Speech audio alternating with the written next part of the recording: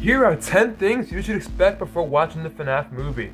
So without further ado my friends, let's get straight into today's video. The first thing you guys should expect before watching it is that the FNaF movie is not going to be similar to the games.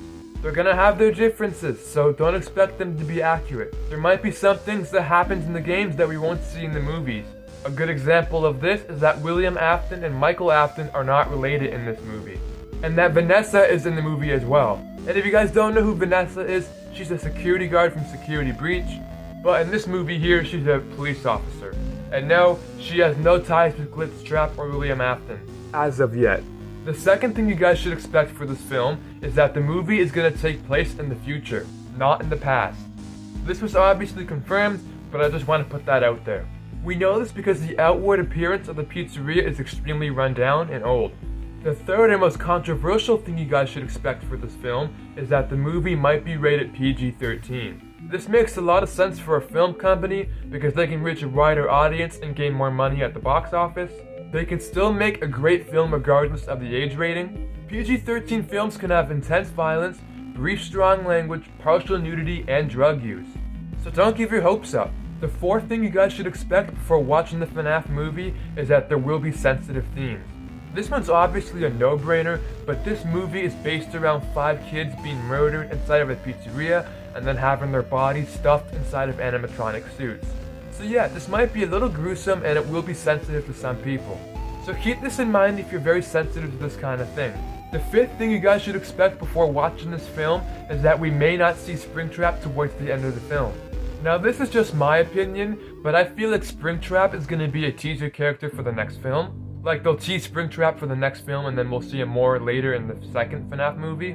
Which if you guys don't know already, there is a second FNaF film coming out. I made a video on that, so the link will be in the description.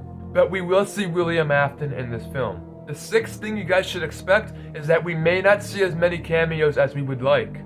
We're getting Corey Kenshin, we have that.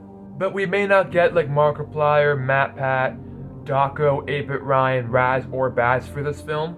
It's a possibility, but we may not get it. So don't count on it.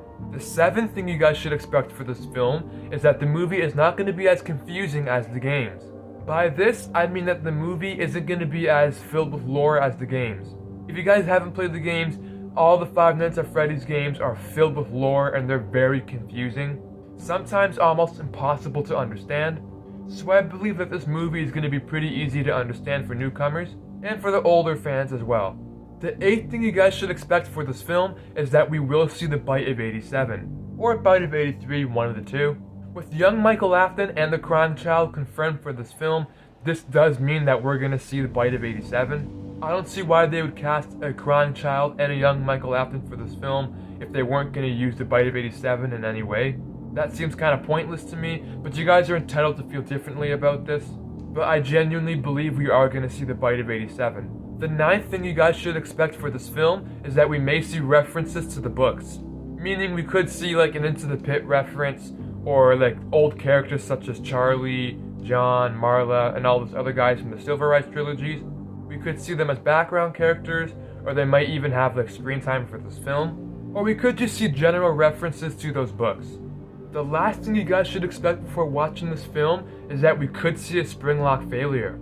I don't know about you guys, but I would be extremely happy if we got to see a Springlock failure for this film. I mean, anything is possible. Regardless of the age rating, I believe it's possible. And if they did add this into the movie, this would make the FNaF movie 100 times better. It would practically make the whole fandom happy. I don't see anyone being disappointed with that. Well guys, I'm gonna wrap up today's video here. If you guys did enjoy it, make sure to leave it a big old thumbs up and subscribe if you guys are new. Make sure to turn on that post notification bell so you guys are always notified when a new video or live stream comes up by me again. Stay safe guys, stay happy, take it easy, and I'll see you guys in the next one. Peace out everybody.